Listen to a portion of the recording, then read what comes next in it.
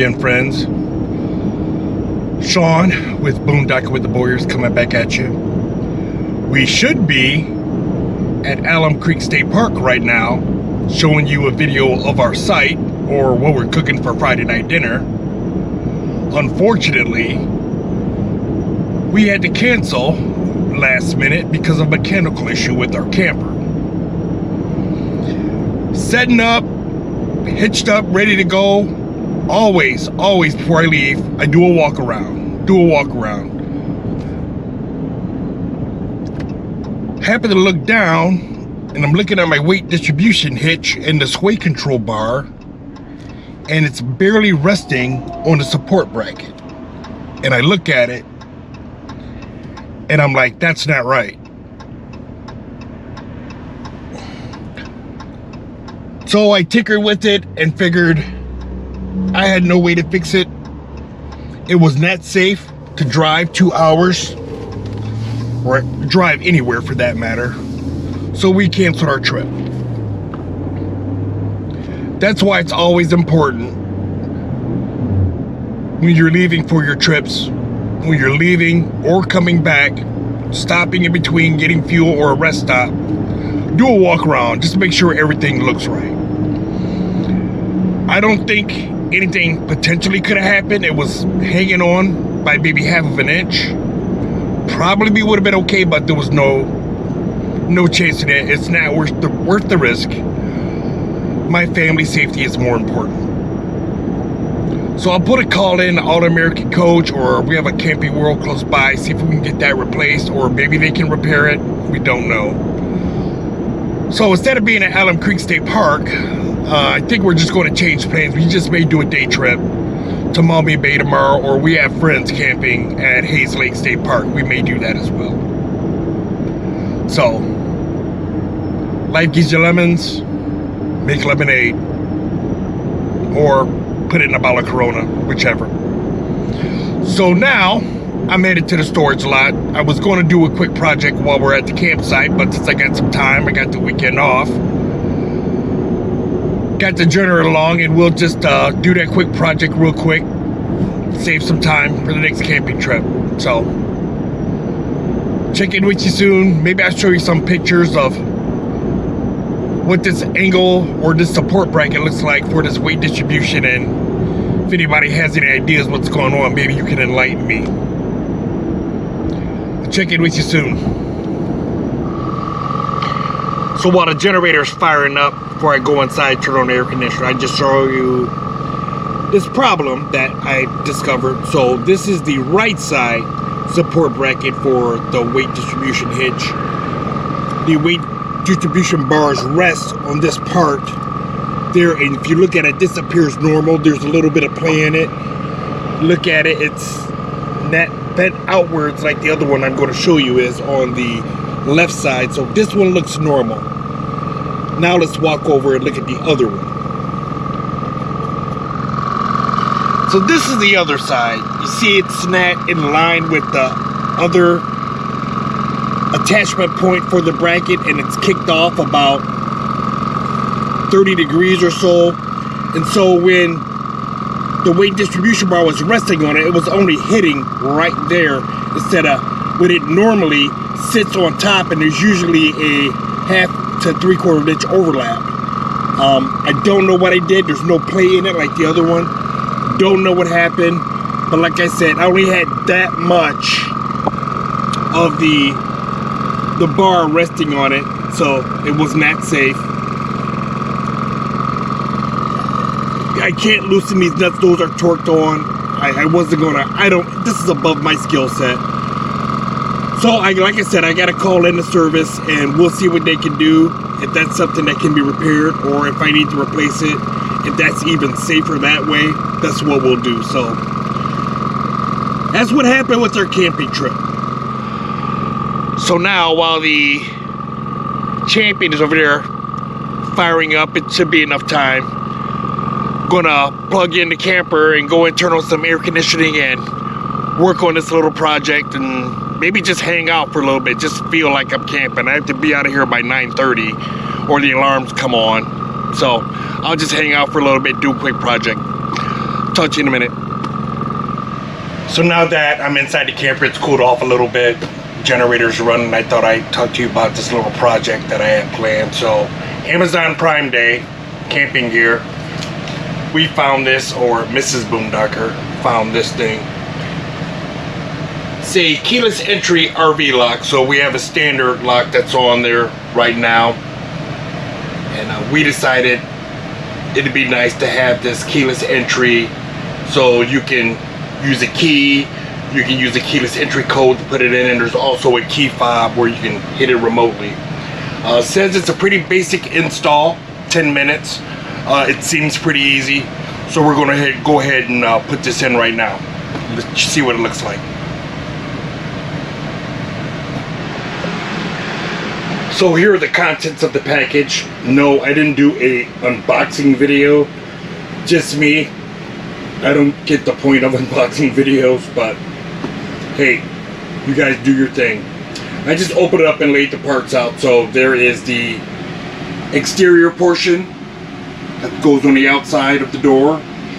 That's inside, like most of our campers and travel trailers, fifth wheels, so forth. Pretty standard, I believe they are. Here's a new latch kit. It does have 2 keys, and there's the keyless fob that can go with it. All right. Said it looks pretty easy, so we're going to give this a shot and put this together. It says a 10-minute install. Probably won't take me that long, but then again, I've been wrong before. All right, let's get this put in. All right, we're gonna go ahead and take this off now. Excuse all the background noise. There's the main road, just 30 yards behind me, and you can probably hear the generator going too, but looks like basically just these 4 screws and then the 2 screws on the strike plate. Seems pretty easy, so we're gonna go ahead and take this off.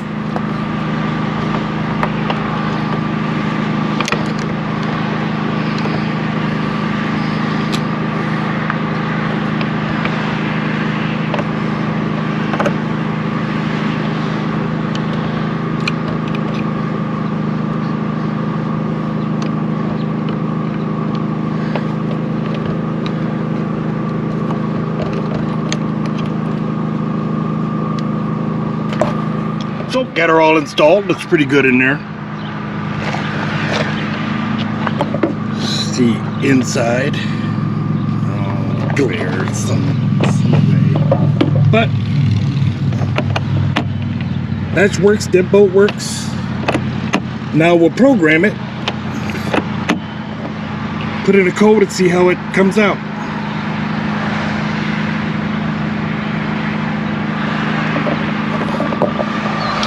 So I tried to pull the awning down to get a better view of all this, but of course the sun's in the wrong spot. The camper door is facing west and it's almost 8 p.m. so of course the sun's coming down. So just double check the function, make sure it's working right. So I'm going to attempt to, it's open right now, so we're going to try to lock it. Going to use the default code that was given with the instructions. Of course, I'll change the code because I don't trust you suckers. So let's give this a whirl. So default code, hit lock, and gives a tone.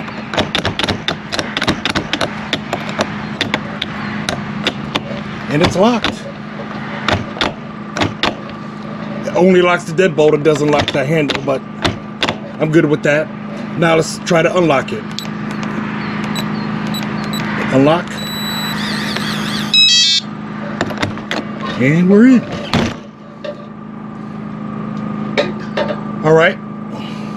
Seems to be functioning properly. Now I'm going to actually program it with our own personal code, and then we'll program the key fob. So now that I got the keypad programmed, and now it's time to program this fob. So I'm going to turn on this fob learn, and then I have to depress this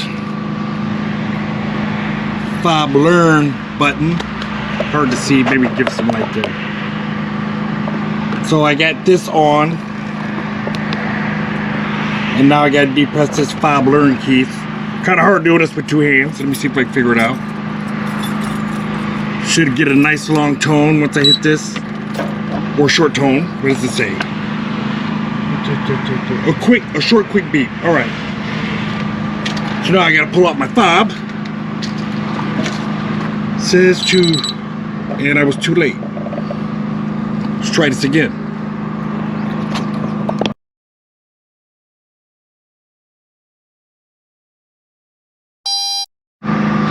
So now I'm going to program the fob here. So I'm going to slip on this fob learn button, and then I hit the depress this, and then I hit the lock button.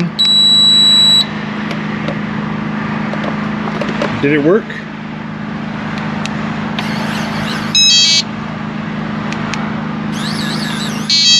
And now the fob is programmed. Now it gives you an option for two, so I'm assuming if you have an RV with two doors, you can have one fob to program a lock for. So you only have to have one fob if you have two doors. So that's a neat feature that they designed in there. So, right. Everything seems to be working well. All right. Okay. Another finished project.